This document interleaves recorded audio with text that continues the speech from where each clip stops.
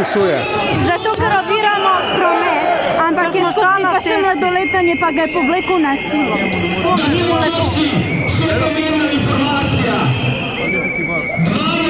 novembra bo potekal vse slovenski shod. 12.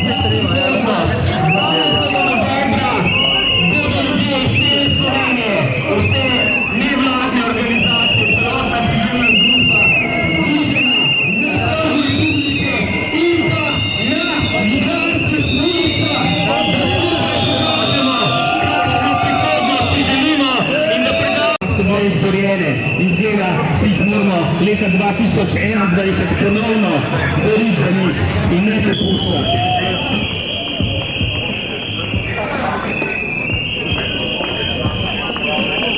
Oklepljenih uniformirancev odrilo ljudi z prehoda za pešce, zato, da bi preprečil protest.